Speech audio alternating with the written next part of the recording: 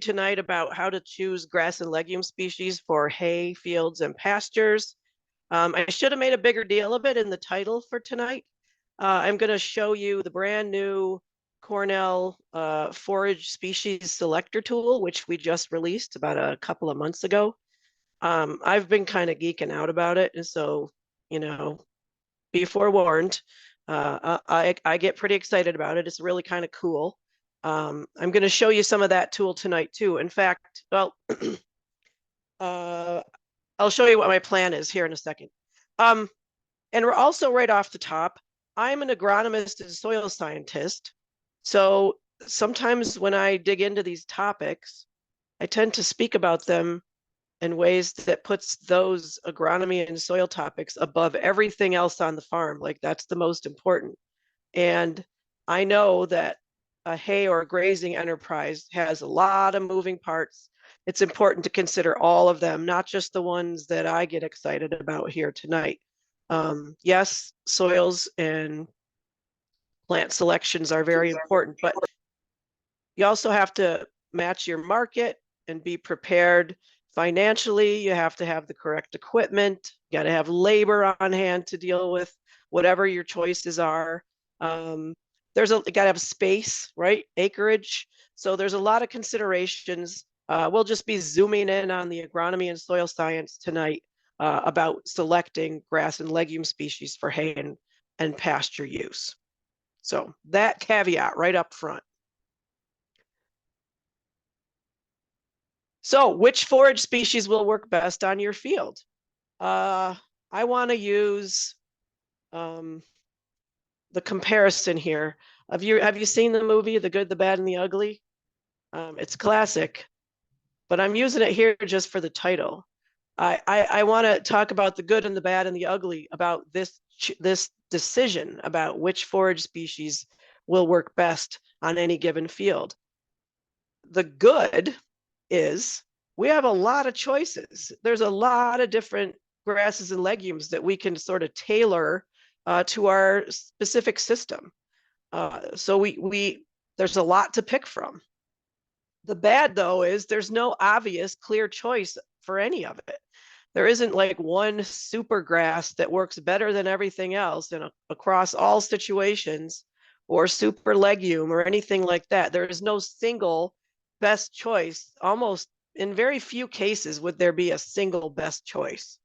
And then the ugly, I would say, is that whatever species we choose, they each have their own management requirements. They're all a little bit different. So you can kind of get it wrong after choosing the species, even with managing it slightly incorrectly and things like that. So that's kind of why I wanted to use this analogy, the good, the bad, and the ugly. We're going to try to focus on the good and to minimize the bad. And then we've talked before about managing hayfields and pastures to help avoid the ugly too. We won't focus on that one too much tonight, but we're going to try to make the bad as tiny as possible, the risk of the bad as tiny as possible. So that's my analogy. So tonight, my plan is to go through some slides with some considerations to think about whenever you're trying to choose forage species for your hayfield or pasture. And in those considerations are things that we need to know in order to use the forage species selector tool the best. So we're going to be going through some things that we're going to need later when we go look at this forage species selector tool. We're going to need to input a couple numbers. We're going to make a couple of selections, checkbox selections. So we'll go through those considerations first. And then when we get through the slides or through most of the slides, we'll jump out to my browser where I have the Cornell Forage Species Selector tool pulled up. I'll show you 4 example fields and how to maybe think about what could be used on those 4. It's actually more than 4 fields. It's 4 locations with a small set of fields in each location. And then if we got time, we can poke around and look at other fields or other things too, whatever folks want to talk about tonight. So that's my plan. And to get started, I think I have listed here 4 kind of principles in the background to get us started. We're we're going to think about all aspects of our hay and pasture production scenario. Um, again, this is kind of going back to, I like the agronomy and soil topics the best. There's other things to consider too, like what's this going to cost to put these new species in? And what are you going to get when you sell it, right? How are those two things, how do we need to balance those two things? Those are important, very important considerations. We need to think about what kind of livestock are we going to feed this stuff to? Is it going to be cattle? Is it going to be dairy, lactating dairy cows? Is it going to be just beef cows at maintenance over the winter? Is it going to be grass finished steers? Is it going to be sheep? Is it going to be horses, right? All of these, the livestock choice, the livestock that's going to be eating this stuff really determines a lot about what species work well. Is it going to be grazed or harvested? So is it a hayfield or a pasture? That also rules in some species and rules out other species. We'll talk about that more. And how are we going to store the forage? Is it going to be hay or haylage? Those are considerations. It's not going to come up in the forage species selector tool, but it's important to think about how you're going to store these things and sort of back calculate into which species and which aspects you need to think about on your farm. And what are the market demands? If you make brilliant hay, but all your horse customers want something different, then that would have been a good thing to consider way back at the beginning now when thinking about what species to plant. Right? So that's what I mean by market demand. It's good to think about what your market, if you're selling hay, it's good to think about what that market wants up front. And then more of this, number one, considering all these aspects, we got to think about the field where we're going to put this stuff too. Soil type makes a huge difference because a lot of it is because of how soil types drain differently, how they hold moisture, hold soil water differently. They have different yield potentials as a result of that difference in drainage ability. And then we got to think about fertility and manure history on that field. Does it need other amendments? Mainly I'm thinking here of something like lime. Should we take care of that first before we go planting new species in it? Usually the answer is yes. We'll talk about that some more too. Do you have equipment available? If you don't have a baler and a mower, then thinking more about grazing is a better option, right? And purchase your hay. And the time frame. What I mean by this is when during the season is your demand for this stuff? Do you have weaned lambs and calves that sort of grow and increase the demand for forage over the course of the summer into the fall? And you have a big demand in the winter for stored hay, stored forage? Or do you get rid of those animals earlier in the summer or the fall, and then your demand for stored forage goes down? Or for grazing, does your demand go down? And then the other consideration under time frame, are you going to be completely terminating or killing a field and reseeding it? If so, there's a pretty good chunk of the season that you won't get anything off of it. And can you withstand that? Or do you need to just no-till some species into an existing stand and continue to harvest it or sooner, to leave that window of time where it's not available to you shorter? So those are two considerations under time frame. And then, you know what, personal preference still comes into play.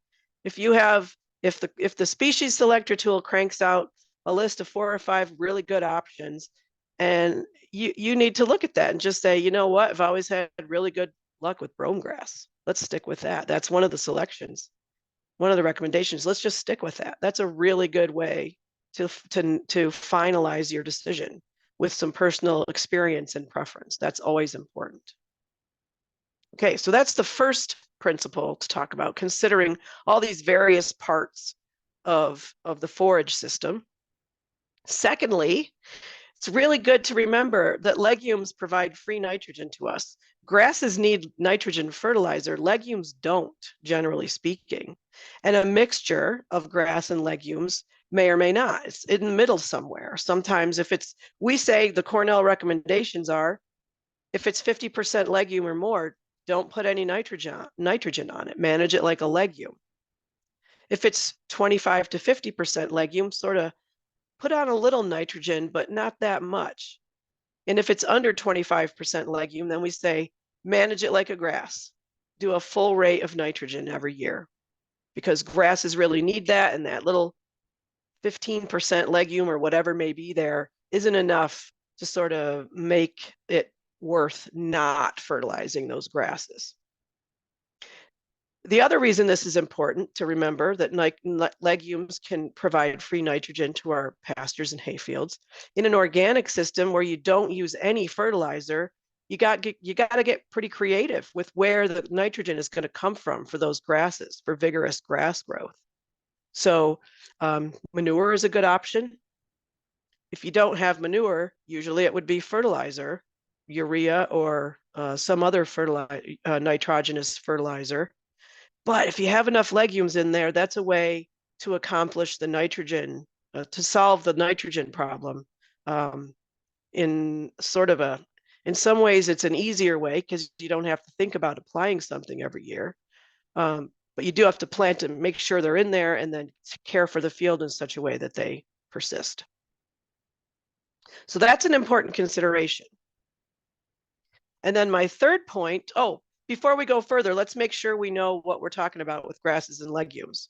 Grasses make up, when we use that word grass, we're referring to a branch of the tree of life called Poaceae or Gramineae, two words for the same branch. These are slender, upright plants. You're familiar with seeing them. They have hollow jointed stems with nodes. And there are over 12,000 different grass species. And can you think of like 2 or 3 grass species right now? Like a little quiz, like a little silent quiz. I'm thinking of grass species that we use in hay fields and pastures, like orchard grass, reed canary grass, timothy is a grass, annual and perennial ryegrass, the bluegrasses, brome grasses, fescues. Corn is a grass. We don't use it in a hayfield or a pasture very often. Sudan grass, and then small grains like oats, wheat, and barley. Those are grasses. So those are the ones we talk about the most on a farm here in New York, but there are 12,000 different species around the world. Now, how about legumes? This is a different branch of the tree of life. This is the Fabaceae or Leguminosae branch. They are characterized by their development of seeds inside pods. And there are even more species of legumes, believe it or not, over 19,000. Same quiz. Think of a couple of legumes right now. Are you thinking of alfalfa, red and white clovers, bird's foot trefoil is a good one. There are several different vetches that once in a while we graze animals in. And then there's some other ones, soybeans, beans, lentils, peas, peanuts. We don't use those in hayfields and pastures very often, but those are legumes too. Now, we do have additional plants in our hayfields and pastures that are not grasses or legumes. A lot of times we think of them as weeds. They may or may not be really weeds. Maybe they're still good grazing or make decent hay, but generally we like to keep our pastures and hayfields mostly vigorous grasses and legumes. So we'll leave that third category for another talk some other time. All right, grasses versus legumes. Now, we have a lot of mixtures of grasses and legumes in our hayfields and pastures, and we like those in the Northeast US. We like a lot of alfalfa and grass mixtures, especially. Clover and grass is also popular. And different grasses, mixtures of different grasses. And that's because there's a stability that comes with those mixtures. Alfalfa grass mixtures yield better on fields where we have risks of losing the alfalfa to winter kill, as the grasses, or just because alfalfa sort of fizzles over time anyway. As the alfalfa sort of disappears, the grasses can sort of fill in, and so a field can remain productive. even as the alfalfa kind of disappears. So there's stability in that kind of sense. And then we already talked about the nitrogen sharing aspect of a legume and grass mix. So there's a little bit of stability from a mix, if it makes sense for your system. And then I did want to point out too, sometimes folks talk to me about renovating or reseeding hayfields and pastures. And I want to pause that right off the bat, sometimes those questions, and say, do you really need to do that? Is it possible to take a look at what species are there and find out you already have really good species? It just needs better fertility or better mowing management.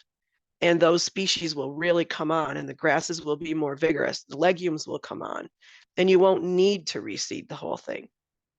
So I think that's something to consider too. Make sure you actually need to add different species when you take on a job like this. Okay, my fourth idea is this one, that proper fertilization or good mowing or grazing schedules can often increase yield really, really hugely, especially on some of these older fields that haven't had good maintenance in a while. We do have quite a few of those in northern New York and across New York State, where there hasn't really been that much put into a field. And if we did that, we would find it would return right back to its really productive state pretty quickly. So that's the last thing, the fourth idea here is just make sure you have to reseed it or add species to it before you go ahead with that expense. Okay.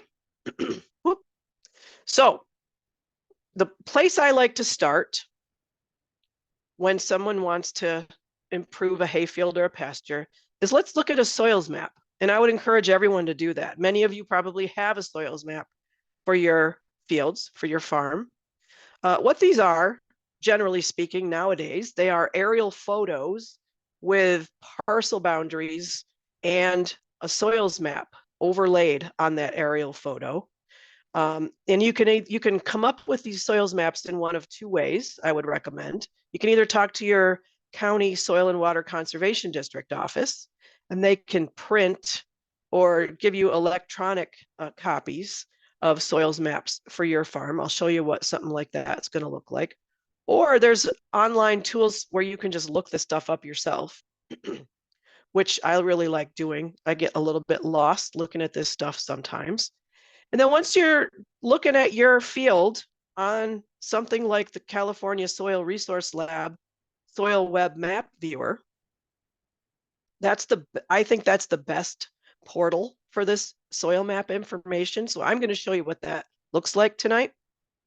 Once you're looking at your field and you can see that you have 2 or 3 different soil types, now you can start clicking around and learning a lot about those different soil types. I'll show you a little bit of what you can look up there tonight. Each one of the soil types that is identified across New York State is very well documented, has repeatable characteristics that USDA soil scientists have been studying and cataloging for many decades, and we can benefit from all that. Plus, we need to know the soil types in our fields in order to use the forage species selector tool, but also when we submit soil samples to the lab, they want to know what's the soil type in this field. And that's used for a lot of the information that comes back on the soil report. I'll get more into some of those details in a bit. And then you can look up the suitability of those soil types for lots of different uses beyond hayfields and pastures. Which crops, is it suitable for crops or not? Is it suitable for forestry? Would it make a good building site or not? There's a lot of different classifications and information given. I'll show you the tip of the iceberg there. If you went to your local soil and water conservation district office and asked them for a soils map of your farm, they would return something like this picture to you. You would get a map with the parcel lines. These are in blue on this example. And then all those squiggly lines in the middle, those black lines, are outlining different soil types in each of those parcels. In addition to the map itself, the Soil and Water Conservation District office would give you a list of each one of those abbreviations on that map. So I'm going to use my little red laser pointer here. I hope you can see it. Each one of these abbreviations inside each one of these soil type shapes stands for a specific soil type. The office would also provide you a list of all those abbreviations, what soil type they represent, and a brief description of that soil type. And with that information, you can go on to look up all kinds of really cool things about that field.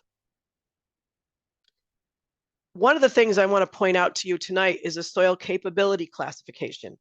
This gets used in the forage species selector tool in a way. And there's a standard soil capability classification system that the USDA and their soil scientists have applied to soils all across the United States for many decades. This is a very wordy slide, so let me explain what I'm showing you here.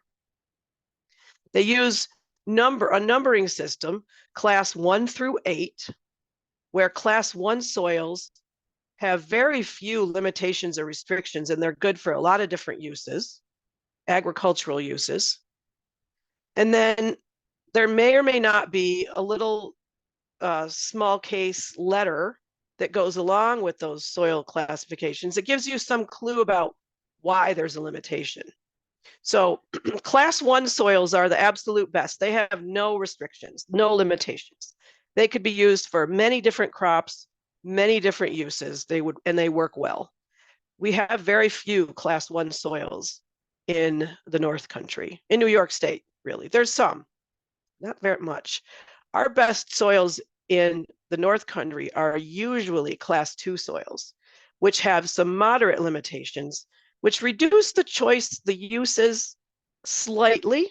There's a little bit of reduced choices of the kinds of plants that'll work well, or they would need some conservation practices to reach their full potential.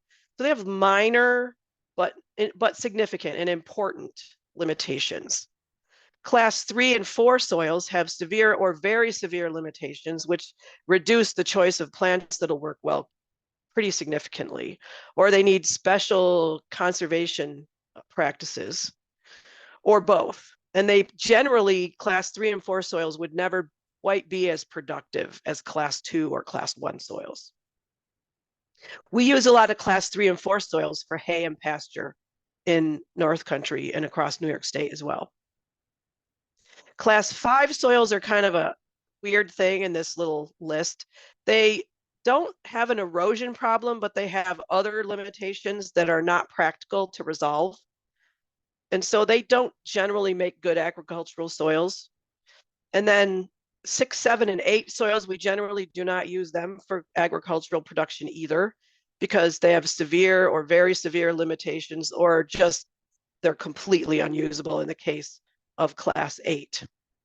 So we'll look at some fields and see what kind of soil types we have in a minute. I will point out too, these 3 soil capability class subclass letters that are assigned to these as well. If there's a small case E, that indicates that there's a risk of erosion. And so but we know some strategies to help deal with erosion. So that would be a good place to use some of those management strategies. Keep plant cover, use it for a perennial crop if you can, and use it covered with leave it covered with plants as often as for as much time as possible. A lowercase w indicates that there's a water concern, usually that it's too wet. It can be too wet. A W shows that there's water in the soil or on the surface, that maybe drainage, it doesn't drain well, and that some of that water can interfere with productive plant growth, or in some cases, using it for agriculture at all. We do have some subclass W fields that we use quite often for row crops and hay and pasture a lot in New York State, because we've addressed it with artificial drainage, with tiling, or with a surface ditch or something to help with that wetness problem. And then a lowercase s, we run across those once in a while in hayfields and pastures too. That shows that the soil is limited because it's droughty for some reason. Either it's very coarse and sandy or stony, or it's very shallow and it just doesn't hang on to water well. For some reason, it dries out really easily. And so it may not be the best choice for some plant selections. So we'll take a look at some of those on some soil maps in a minute. So every soil type has a known yield potential that we can look up. And it's somewhat dependent also on whether there's artificial drainage or not. It depends on this drainage of the natural drainage of that soil type. Also, if we've artificially drained it, that matters. Also, the cropping history and nutrient status of that field comes into play. Hay and pasture crops do not always require high yielding soils. They don't need the best soils. However, they will be more productive on better soils. But we do use a lot of more marginal soils for hay and pasture, because that's one way to take advantage and still be productive with those fields that may not be totally suitable for corn, soybean, small grain rotations, but we can still use them for hay and pasture and just accept a slightly lower yield sometimes. So they can still be productive for us. Here's an example of how soil type matters. This is a graph of orchard grass, one single species, orchard grass yield, depending on the x-axis, the drainage class of a soil. And on this x-axis, on the left-hand side, we have extremely well-drained soils, excessively. The E stands for excessively well-drained soils. The W is well-drained. The M is moderately well-drained. So we're getting wetter as we go to the right here. Do you hear what's happening? Excessive, well, moderately well-drained, somewhat poorly drained, and very poorly drained over on the right-hand side of this x-axis. And you can see that orchard grass likes soils that are fairly well-drained better. It's more productive over those well-drained and moderately well-drained soil types. And then when we get into somewhat and poorly drained and very poorly drained, it does not perform as well. Can everybody still hear and see okay? I just got a message on my screen. Yes, looks good on my end. Good, thank you very much. So that's orchard grass. Orchard grass, it'll do okay in somewhat poorly drained soil. It yields a little bit less, it's okay, but it really likes some drier, better drainage, right? I got another graph to show you, just like, well, similar to this one. This one is for tall fescue. However, I'm tricking you and I put the wet soils on the left, very poorly drained on the left, and the drier soils excessively well drained on the right. Right, you with me? Wet to dry on this graph, left to right. But the same kind of principle here, right? Tall fescue kind of likes that middle range. Moderately well drained and well drained are the best. Somewhat poorly drained is okay too, though. It does okay, little bit damp. And then if it's really excessively well drained, why, it doesn't really care for that either. And there's a curve like this. I've shown you two, but there's kind of a curve like this for every species pretty much. Some of them really cannot tolerate wet conditions. Others are a little better at it. So that will come into play. Soil type matters. I'll show you some examples of that. All right. So again, I recommend this California Soil Resource Lab as a way to look at the USDA soils database over an aerial view of your farm. I'll show you what that looks like. And I've got 4 different sets of fields here that we're going to look at. And I've already opened those. I have these links here so I could just sort of pop out to the browser and look at those. But I've already got those up on my browser, and I'll share those with you in a minute. We're going to go across the North Country of New York State, from Alex Bay to Somerville to Brainardsville and over to J in Essex County.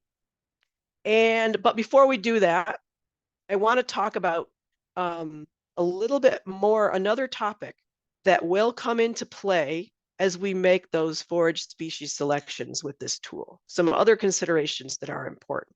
So we'll come back to this. Oh, before we do that though, I wanted to show you, when you go to the California Soil Resource Lab Soil Web Map Viewer, it looks like this. You'll get this little screen, this little welcome introductory screen box, and you can make that go away by clicking the OK button here.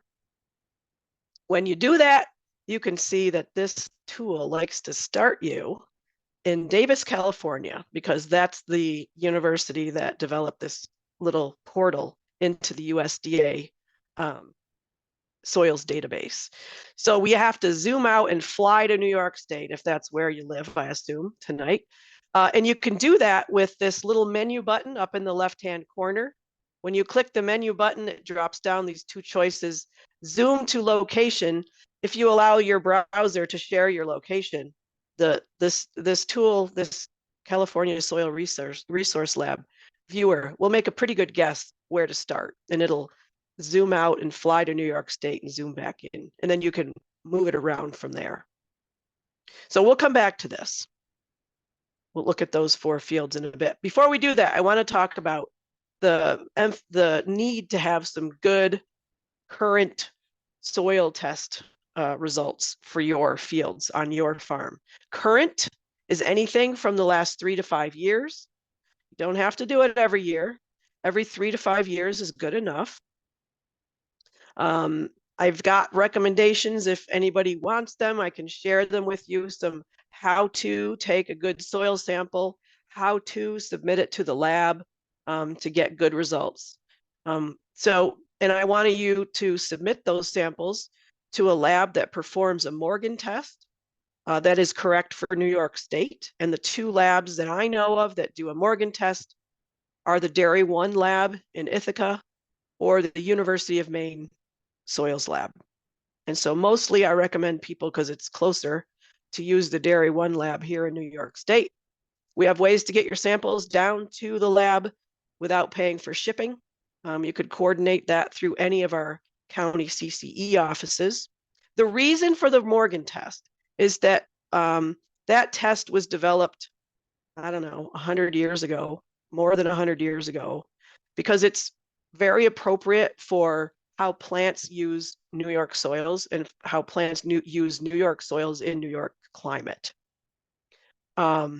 It's not the same as a test that might be done out in the Midwest. We do have a fertilizer sales guy around that likes to send samples out to the Midwest for the kinds of tests they do out in the Midwest, and that's okay.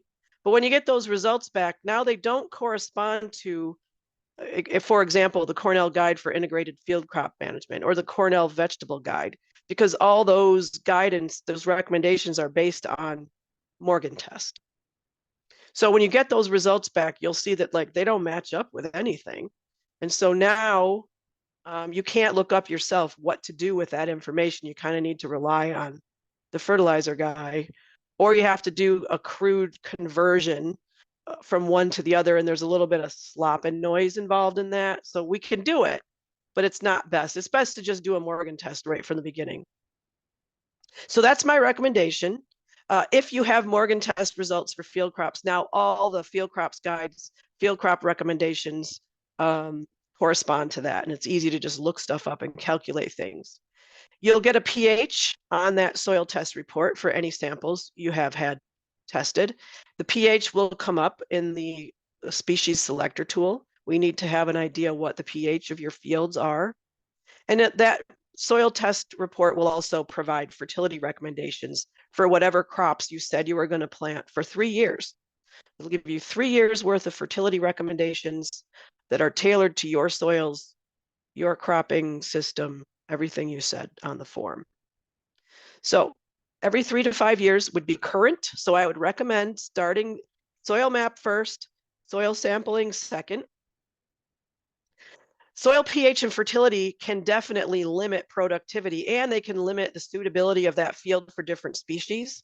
So that's why we want to test, find out, and then sometimes pastures and hayfields will require some nutrients. Well, not sometimes. They always require nutrients be provided at least at the same rate that they're removed, right? Grasses need nitrogen every year because they don't make their own and they need nitrogen to be vigorous. They also need a little bit of phosphorus and potassium sometimes on some fields. Pastures and hayfields don't remove nutrients at the same rate. Therefore, we don't have to replace them quite at the same rate. In a pasture situation, we have a lot of urine and manure going right back on the field, right?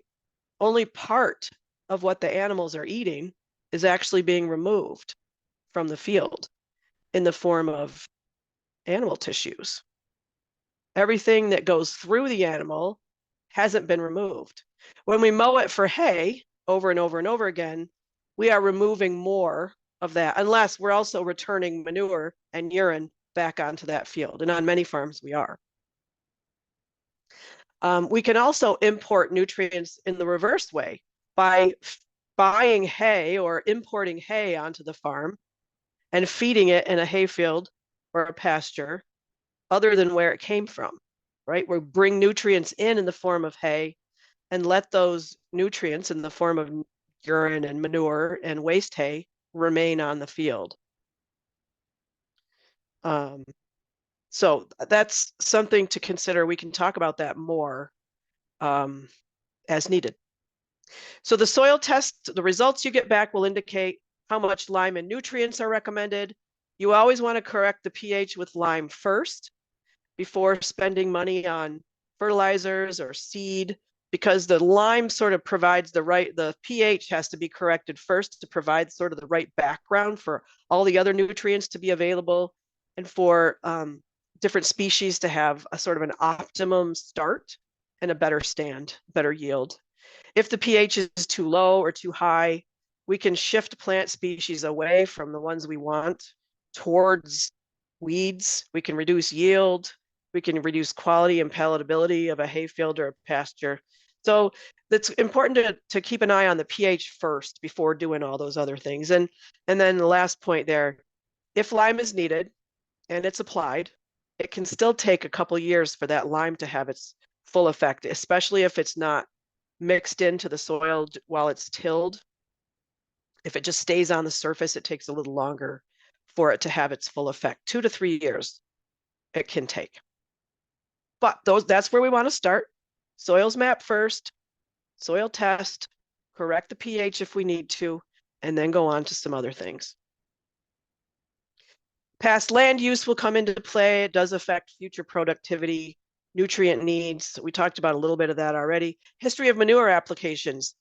This will be reflected in soil tests and the recommended fertility. A lot of times, a history of manure will reduce fertilizer needs for many different crops.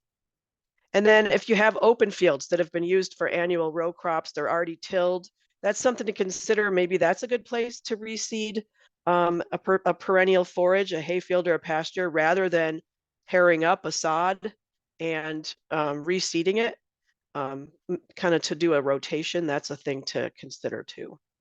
It's an opportunity, if you have a tilled open field, to work in any lime that's needed and maybe some fertilizers before seeding it back down. So there's opportunities associated with that. I certainly am not advocating for tilling up a field in every case. There are other options to that. You don't always have to till up a field to reseed it. We can talk more about that if needed. Okay, now plant species selection. I used the analogy of the good, the bad, and the ugly. There is no perfect answer, perfect magical answer. You want to consider soil drainage, fertility, yield potential. A lot of these things we've talked about. Intended use, how easy do they establish, how winter hardy. There's a lot of things that may turn out to be important to you. Will animals bloat? There's a lot of considerations and there's a lot of guidance. Most of the land grant universities put out fact sheets showing different characteristics for many different grass and legume species. That first one was from the University of Vermont. This one is from Wisconsin. They do really excellent forage work out in the Midwest. Maine, University of Maine has a number of fact sheets about this too. I think it's difficult myself, for me, to think about this many characteristics at one time, or even this one from Vermont. It's very difficult to look at this list and say, okay, how do I weigh these against each other? And still, which one is the best match for what I want? It's kind of hard to look at this much information with our simple little human brains and come up with this. But the forage species selector tool can think about all those things at once and crank out some good options. So I want to show you how that works. So the forage species selector tool, developed by Jerry Cherney at Cornell, I love it. You can find it at forages.org. It's a very simple website address. It's an online tool that considers soil type, local climate, how you're going to use this forage, whether it's going to give you some recommended forage mixtures or sometimes pure stands.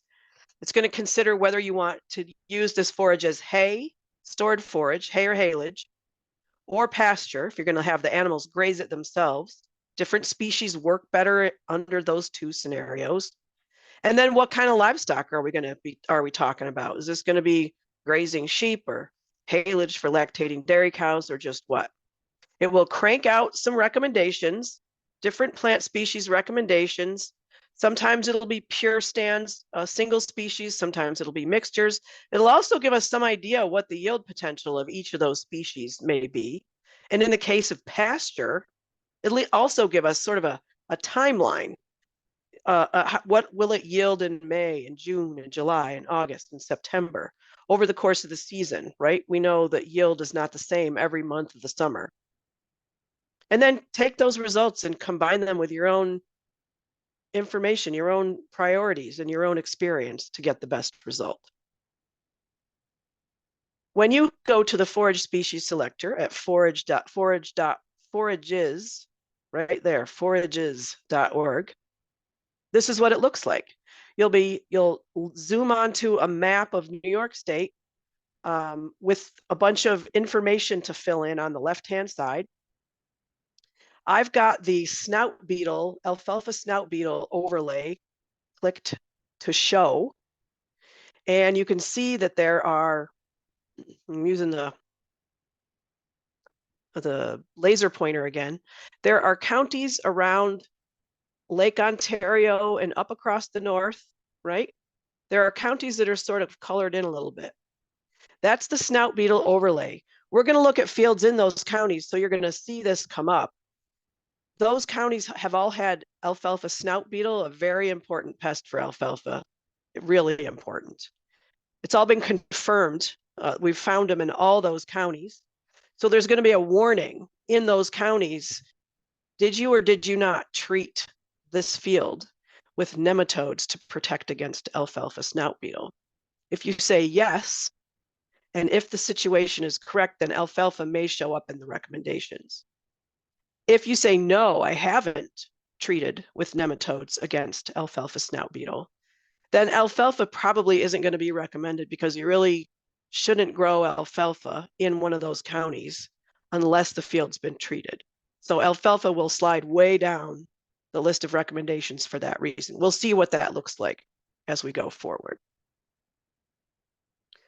So what we're going to do is I'm going to show you some soils maps for these different fields. We'll start with one. We'll look at the soils map, and then we'll pop over to the forage species selector tool. We'll select those fields. We'll choose whether this is going to be hay or haylage, pasture, or a conservation plan, but we're not going to deal with that tonight. We'll select a field on the map. We'll enter a soil pH if we know it. We will leave it as 0 if we don't know it. And what the tool does there, if you don't have a pH, which I do not recommend, it will use the native soil pH, the natural soil pH that soil tends to go up or down, usually down to, all on its own. We're going to make a selection there on the left. Do we have any artificial drainage, any tiling in this field or not? And then we're going to choose the intended livestock use for this. Is it going to be for sheep, cattle, etc.? So we'll pop over there. I'm going to stop sharing and then see if I can do this right.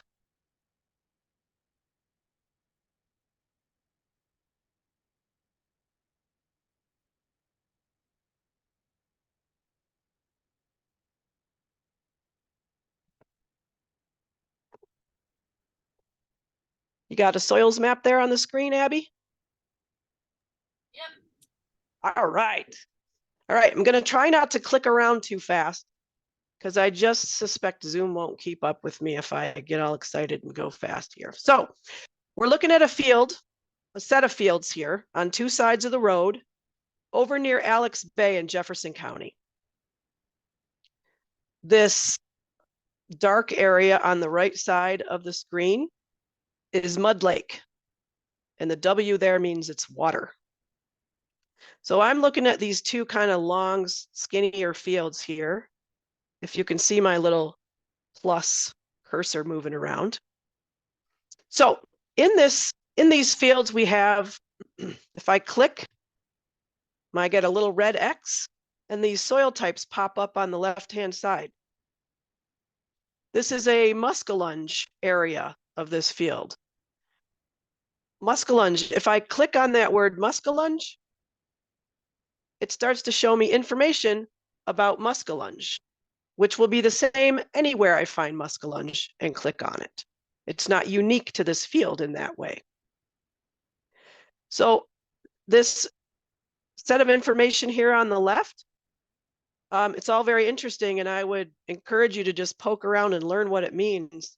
But I want to draw your attention to, if you can see my little pointer down here towards the bottom of this left-hand set of information, land capability class, 3W, right? So we know what that means because we talked about that a few minutes ago. That has some restrictions on what kind of plants will work there, and its limitation is water related. This gets wet. Another clue is this is a soil named after a fish, right? So we know this one can be wet. In a wet year, it might be awful. In a dry year, it might be the best stuff on the farm. So that's muskellunge. Over, I'm going to click in another one of these little areas of the field. We have some chameau over in that little corner. Chameau is even wetter. It's a 4W. I'm going to click in this little area here, up again at the north end. Insula. I know insula is a rocky, not great soil. This is a 6E. That's not going to be a high producing part of the field, right? It's a 6. It might almost be better to let that go back to brush. You know, that would be a consideration. I'm going to click on this other north end. That's more insula, but a different slope, I think. That's why it's a different shape. Going across the road, there's more insula. There's more muskellunge. Here's a little pocket of Huvilton near the center of the south side of the road. Huvilton is kind of a loamy soil, and that's pretty good stuff. That's a 2E. That's a number 2. That's very good. Very few restrictions on what you can do with a Huvilton soil, and its main limitation is erosion. So keeping it in a perennial forage, hayfield or a pasture, is an excellent way to use a field with erosion risk. Keep it covered with plants 12 months of the year. Back to this field, we have muskellunge. We know that one already is a 3W. Will Point, a little pocket of Will Point. I forget what that one is. That's good stuff too, 2E. That's pretty good. You see where I'm looking over here on the left-hand side? 2E, land capability class. Then we've got some more muskellunge, some more chameau, and some more Willpoint. So we've got a range of soils on this field. All right, now I want to go to the forage species selector tool for this same field. So I can't see my tabs. Here we go. Wrong one, wrong one, wrong one, right one. Okay, so I've already flown out of California across the country to New York State here, right? And I've zoomed in on these fields that we are interested in over near Alex Bay along Mud Lake.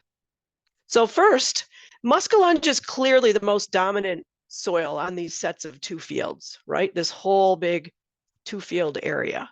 So my cursor, I clicked on the muskellunge area, and oops, the location you have selected is in a county with a known alfalfa snout beetle infestation. Has it been treated with snout beetle nematodes? I'll say no first. I'll say no. I've got the location and the soil type all filled in. Let's leave the soil pH at its native, whatever that is. And lower here below the map, I'll raise it up here so everyone can see it. This little red area tells me what the native soil pH is. And guess what? It's a native soil pH of 7.6 for muskellunge. It naturally, left all on its own, will kind of hang out around 7.6. I'm going to show you why, well, I won't get ahead of myself. For now, we're going to leave it there at that native soil pH. I'm going to say there is no drainage added to this field. Artificial drainage situation, none. I am reminded here that muskellunge is a somewhat poorly drained field. We remember it's a 3W. I'm going to use these fields for hay or silage for beef cows. If I go down here, I can see recommended species for this application, acceptable but not as recommended species for this application. I get nothing for either one. There's nothing that works for this combination, but I'm going to show you why.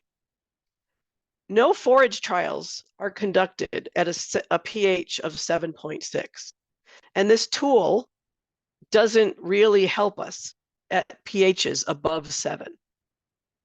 Now, I'm also going to guess that this is a field that's been farmed for quite some time. Its pH probably isn't 7.6. I'm going to guess a soil test will really tell us. This is where the soil test is really needed because we don't want to guess. But I'm going to put one in. I'm going to say the pH is 6.0. Now look what happens as soon as I did that. I got a bunch of recommendations popped up at the bottom. Recommended species, reed canary grass, a red clover timothy mix, orchard grass, meadow fescue, ladino white clover and timothy, white clover tall fescue and timothy. There's a whole list of possibilities here. And then other things that would work okay, maybe not as well. There's a list of those too, and they're all mixtures. Red clover, tall fescue, red clover, Elsite clover, and timothy. There's a bunch of stuff to consider here. Also, this tool is reminding me that the corn yield for this particular soil is about 140 bushels or 15.5 tons of corn silage. Not great, but okay. So you can sort of get a feel for how productive on a grand scale this kind of soil is. So let's say, well, you know, as this is going to be hay or silage for beef cows. So any palatability or coarseness issues are not really a consideration. So now I'm looking at the tons per acre. If I manage this field well, I could get up to 4 tons of dry matter per acre here. If I planted tall fescue or reed canary grass, that would be close. What's it going to take to seed down tall fescue? If I click on tall fescue, I have a little window of information that pops up to give me some more, I can learn a little bit more about it. Those yields are based on 3 harvests per season. So you can say, well, I'm probably only going to cut it twice. So maybe that yield is not going to work. It's not going to really be 4 tons for me. I've got some information about the seeding rates and seeding conditions if I want to plant some tall fescue. Some other notes, some advantages. It's a good stockpiled forage for late season grazing. And then there's some links at the bottom to additional fact sheets if I want to go read some more. Tons of information here. So that's for muskellunge. Will that work in all these other areas of this field too? This is where this new tool really shines, I think, because I can sort of do a sensitivity analysis here. I can say, well, that's what works for muskellunge. But how about this little area of chameau? If I click over there, yep, we still haven't treated for snout beetle with nematodes, so I'm going to say no. I'm going to leave the pH at 6. Well, there's some of the same recommendations come up with for chameau. Some of these acceptable but not recommendations, well, that's a much shorter list. But this is good. This is important. Some of the same species that work on muskellunge will work for chameau pretty well as well. The yields are lower. Tall fescue is 3.6, not 4.0. Reed canary grass is 3.3, not 3.7. So I know that the reason I see less yield over in that corner is because of the soil type, most likely. All right, let's try another area here. We had some Will Point, little pockets of, we had Huvelton somewhere. Where was that?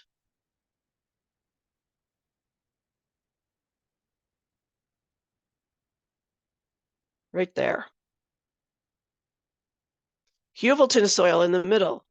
Will that one also give us some common? Yes, it does. Some of the same species recommendations with even higher yields because that's a 2E soil. 4.9 tons of tall fescue now, 4.2 of reed canary grass, right? So you see how this works. I'm going to go ahead and pop back to a soils map for a different field, unless there's any questions we should deal with, Abby. We can interrupt with those if we want to. I think we're good now. There was a request to put the 2 URLs in the chat, so I put that for the forages Perfect. and the UC Davis soil map. Perfect. Thank you very much. They're also very Googleable. They will be one of the first choices when you Google those. All right, let's go look at a different field. Let's look at this field. This field is near a little south of Gouverneur in St. Lawrence County. It's right on Route 11. We drive by a sheep grazing here a lot. So I just looked at this field and I see mostly muskellunge on this field. Muskellunge, different slopes. That's why there's different abbreviations. Muskellunge can have a couple different slopes. This one is 0 to 8%. Up here towards Route 11, it says 3 to 8%. So it's a little steeper near the road. So let's go see. We already know muskellunge. I already showed you this one. It's a 3W. It gets a little bit wet. And the wetness is its limitation. That's why it's a 3. So let's pop over to the forage species selector tool and take a look at this one. You'd think there we go. Click the right one once. Okay. Zoom in 1 click. There we go. So this is the forage species selector tool for this field. Again, I've got the close address and coordinates up in the upper left-hand corner. I already clicked on the north part of this field, so I already have muskellunge listed. If I leave this as a 0, right, the native soil pH, you know what that is because we just had this problem. It's 7.6 and nothing is recommended here. So let's just imagine that I do have a soil test. It's been farmed for quite a while, so I think the pH could well be lower than 7.6. I'm going to go ahead and put 7.6 back in there again. I have no artificial drainage. It's pasture this time, not hair haylage, and it's for sheep. So the tool knows my my selections here. And for this situation, I do get, once I get away from that 7.6 pH on muskellunge, a soil test is really essential, especially if you have muskellunge fields, right? Because it's probably not going to be a pH of 7.6, and your soil test will tell you what it should be. We got some good recommendations here. Reed canary grass, tall fescue show up again because it's also muskellunge. They do not yield as well on this field as they did on some of the soils in the other field. And we have additional information here. We have sort of a timeline of what the yield might look like with these different species. So that gives you an idea before you even get this stuff planted and going, that you're going to have to put more pressure on it on some of these species in the spring, and then you're going to have to move them off of it faster in the fall, right? And then on some of these other species, mixtures that are recommended or acceptable but not as recommended, same kind of thing. For most of these species, you get most of the productivity in May and June. It kind of slumps a little bit in the later part of the year. So this is good information to go on. Sheep pasture, I know that maybe we would want to stay away from the tall fescue and reed canary grass, which can get a little bit coarse if they get over mature before they're grazed. And they also can be a little bit coarse if you have to take it as hay, if you can't keep up with it. But maybe meadow fescue or timothy and white clover, one of those mixes could be good. Bird's foot trefoil and tall fescue. Bird's foot trefoil and reed canary grass, those are good options too. So some different species popping up here because we said sheep pasture, even on the same soils as we had in that previous field. Okay, let's try another one. Let's go to Brainardsville. This looks like, I don't know this farm, but this looks like a set of pastures to me. This whole area looks like one farm to me. And each one of these little pastures, I think they are rotating animals around these. And there's some bale grazing or hay feeder marks in this one pasture in the middle. So what kind of soil types do we have here? Well, we have, oh, I should have done this. Oh, no, that's where I am. Okay. We have Empyville. We have a lot of Empyville. This whole big area here, kind of T-shaped, is all Empyville. Now, it does list a number of soil types here, but there's one sort of main one, and that's the one we want to focus on in these cases. Empyville. Empyville is a 2W, so it's very productive. It's a class 2, but its limitation is wetness. So it could be a little bit wet, but its productivity would still be expected to be maybe better than a muskellunge in most years. It's more productive than a muskellunge on average. So that's Empyville. What else do we have here? More Empyville. Lots of Empyville. There's a teeny little pocket up in the corner here of Worth, and another little area in this most southern field of Worth. Let's see what Worth is. Worth is a 2E. Boy, these are nice soils. 2E is about the best we can do in the North Country, almost the best we can do. We do have a tiny smattering of number 1, but we're not going to look at those tonight. Those aren't used for hay and pasture. They're used for vegetables and greens and things like that usually. 2E, very good soil. Okay, Worth and Empyville. Let's pop over to wrong. There we go. Over to the forage species selector tool and see what happens. Now, I'm going to guess this is pasture for beef because there's round bale feeder marks out there. Maybe this is for beef. Oh no, I guess lactating dairy cows. So I said this is pasture for lactating dairy cows for this test that we're doing here now for this example. So Empyville, and I also said, let's leave the native soil pH of 0. I said no artificial drainage.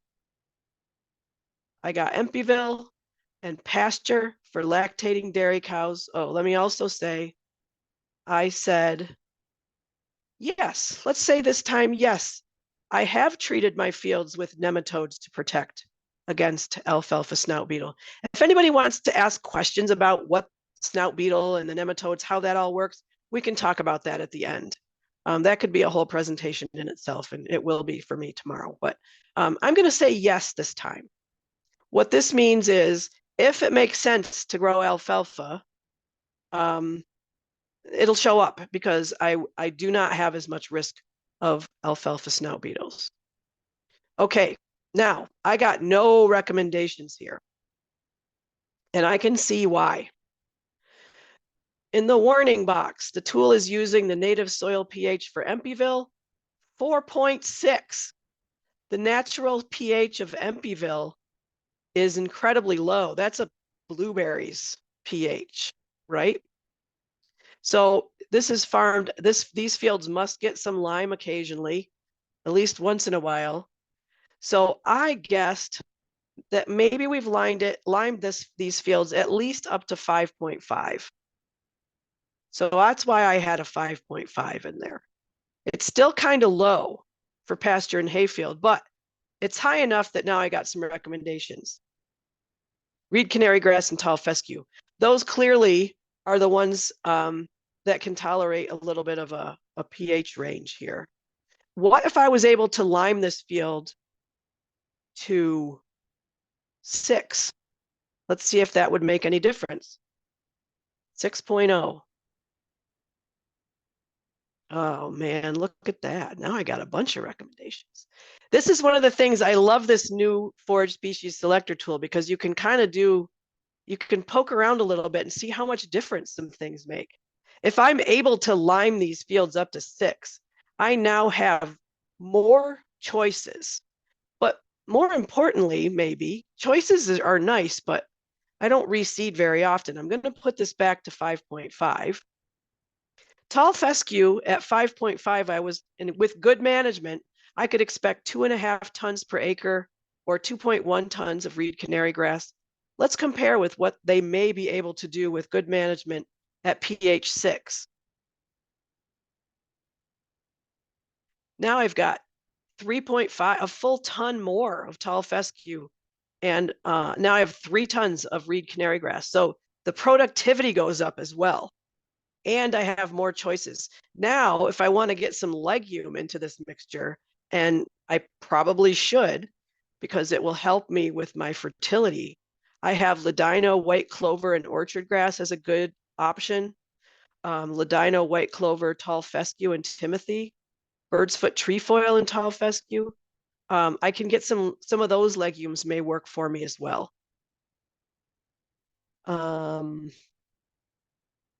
Yeah, let's leave that one at that. Oh, one thing I should show you is down here below the map on this tool, there's this big red button, export results as PDF. I'll show you what those exported. It kind of prints out a single page report with all of our choices and 2 sets of recommendations and yields. So I can save that as a record of this little session on the forage species selector tool. Any new questions, Abby, before I go to another one? I know we're getting kind of, yeah, we're already after 8 o'clock. Maybe I should stop there unless people want to see some more. We do have one question in the chat. Okay. So Joe asked, would this tool work for silvoculture as it's based on soil, or would it be inaccurate? Joe, I'm afraid it might not, but I was thinking the other night when we listened to Brett talk about silvopasture, I need to propose that we come up with a fourth choice here on this tool. Under forage use, we could pick hayer silage or pasture or conservation use or silvopasture, because I do think it would be different enough that I wouldn't assume that my pasture choices would necessarily be also successful in silvopasture with partial shade. And I also think that's not going to be a 5-minute addition to this tool either, because we don't have a great list of species on hand already that will work well under silvopasture on all these soil types with all these choices in New York State. So there will be some effort needed to compile such a list. And I think it's going to be a fourth choice there and a fourth radio button under forage use, unfortunately. So I think this is where the art of farming comes in, Joe. It's kind of a trial and error, and try a little bit and see what happens. Kitty, we have another question as well. So if you want to input a species, can you do that? No, this is drawing. Well, let's also find out what species are we talking about. Maybe there's something similar we could think of. But no, we can't add a species because the species that are in here and the way they've responded to pH and soil type and drainage is based on many decades of research trials. So there would have to be some research trials in order to get a new one in there. There are some new ones in there like meadow fescue, Festilolium, some that we don't use as often that are sort of more newly developed. It also doesn't recommend varieties or cultivars of any of these species because generally speaking, that's a smaller decision that doesn't, you would expect all orchard grasses to behave the same, whether it's, you know, variety X or variety Y. You would sort of expect them to be in very much alike in the ways that they respond to pH, soil type, drainage, and the way they are intended for harvest methods and livestock use. Kitty, the species that they were asking about, and I apologize if I'm going to say this wrong, I don't know. Sainfoin, Sainfoin. Oh, Sainfoin. No, that one has never worked very well in New York State, so it doesn't really, it's kind of a warmer weather legume. And so it hasn't really made it much into forage trials in New York State. Yeah, I'm familiar with that one. Yeah, thank you for that question. So the way we would have to make a judgment about the whether that one would be recommended or not would be to sort of find out some more information in other places. You know what? Before I say absolutely no information, let me point out two more aspects to this whole forages.org webpage. We've been focusing on the forage species selector. I'm up at the top of the page now, pointing at the forage species selector button that I have selected. There's also species descriptions and some additional resources. Let me click on species descriptions and see if Sainfoin is in the list, and I'm all wet. Let's find out. So this is clickable names of species and species mixtures. Look at that. Here it is in the list, right between reed canary grass and smooth brome grass. Let's see what it says.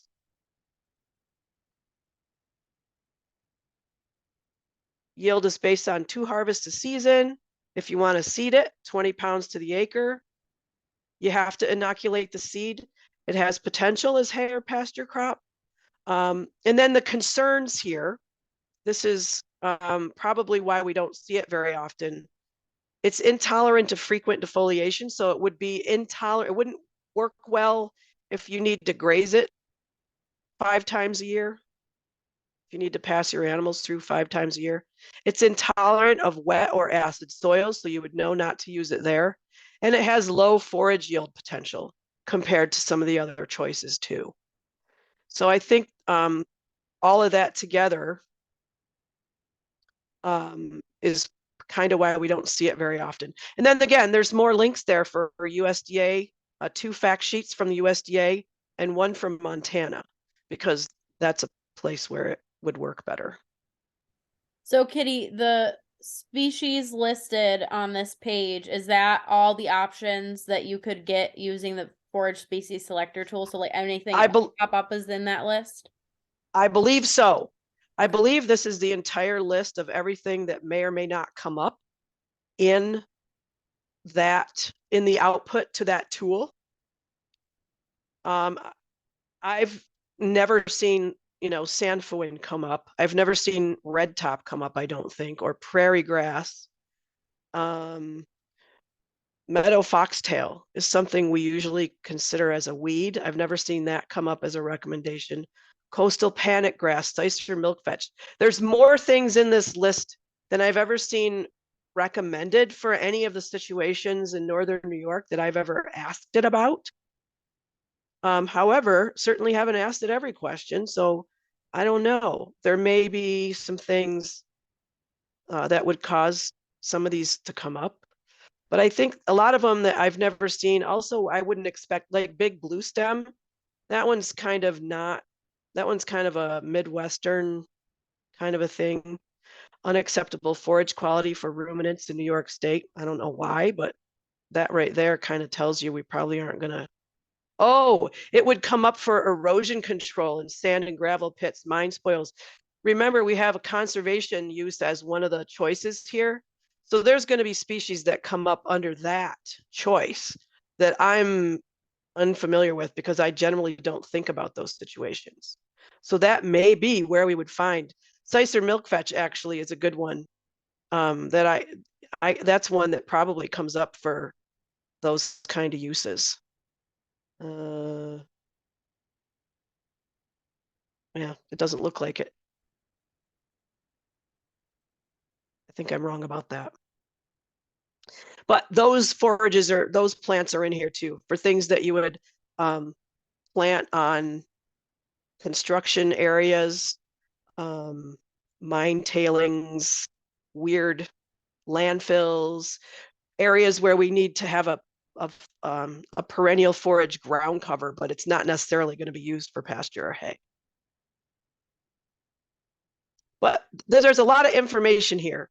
There's information beyond just looking at the tool. And then under the resources button, again, back here in the green bar at the top, the resources button links out to other university resources, other Cornell related forage management resources at Cornell and other universities that have information that is often quite useful here in New York State.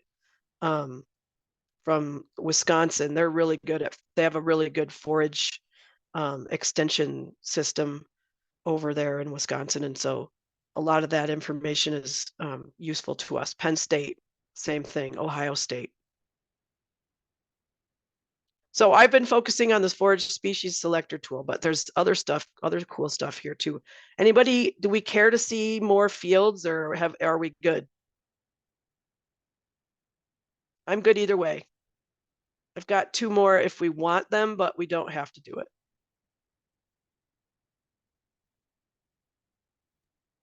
Does anyone have any preference or are there any Or more is questions for Kitty? Or is 8:30 late enough and we should take more questions and wind it up? Hey, Kitty, Hey, can you do one with drainage? yes. In fact, let me see what I got left here, Colby. Let's go right back to this, these fields we just looked at, the second set of fields that are all muskellunge, right?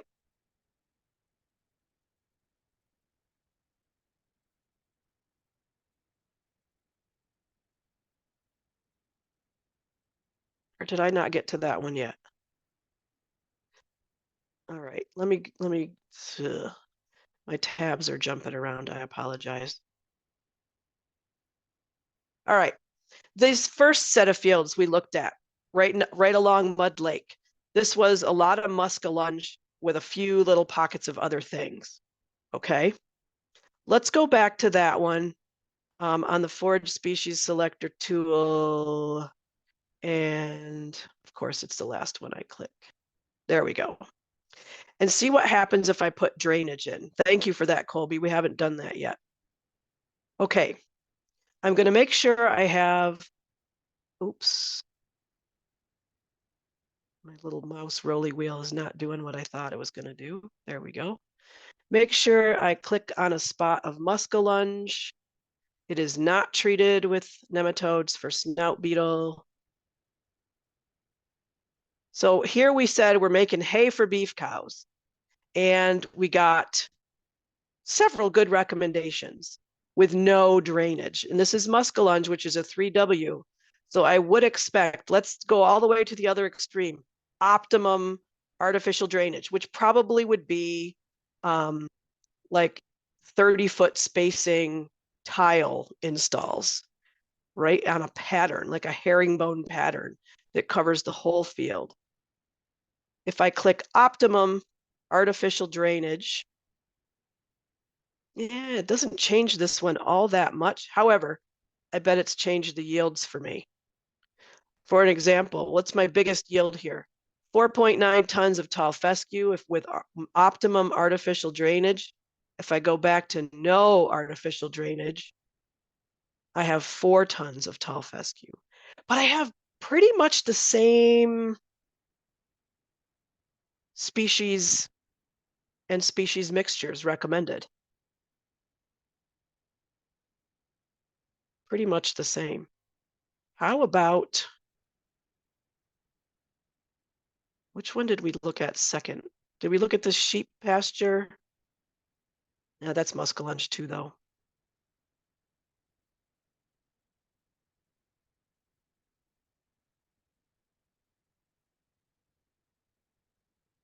Let's go back to the Brainardsville pastures. Now, very few people tile drain pastures because they don't return that. They don't, you don't make that back as fast in a pasture as you might if you're selling hay or corn or soybeans or something. But let's look and see, Colby, if tile drainage makes any difference in those fields. Here we are. So in this example, we said we were pasturing lactating dairy cows on Empyville. Let's put optimum drainage. Now this Empyville is a 2E. It doesn't really have a water limitation per se. So let's see if optimum drainage makes any difference. I think it made 0 difference. To yield, oh, it made a little difference to yield. 3.5 tall fescue with no drainage to 3.7, I think it was, with tall fescue on optimum drainage. So it didn't change the species here either, but it nudged potential yields, if they're well managed, up a little bit. I'm sure we could find an example somewhere where it makes a little bit more difference to the species, probably. If we had a field that was right on the bubble of being, let's say, moderately well drained or poorly drained, it would probably make a difference to what species were recommended. All right, let me pop back to my slides real quick, Abby. I don't think there was anything else burning that I needed to share there that I don't remember. Okay, we went over to the tool.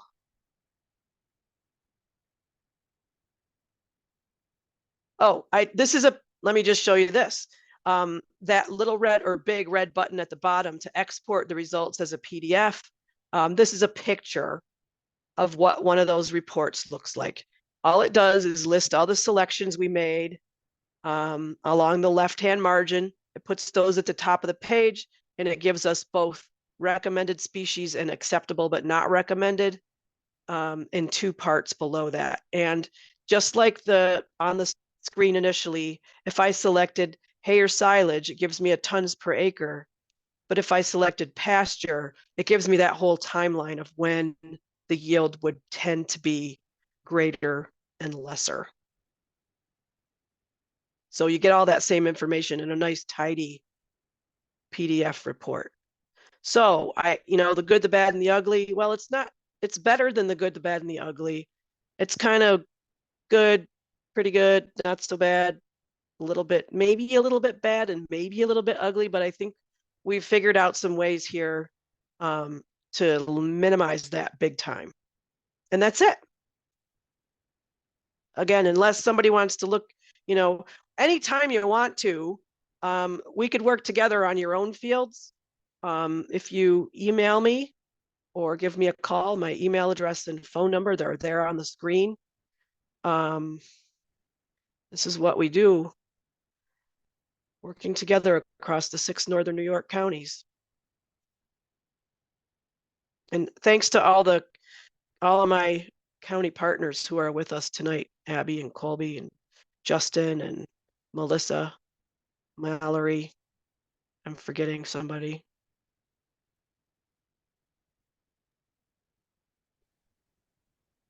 Does anyone have any last questions for Kitty?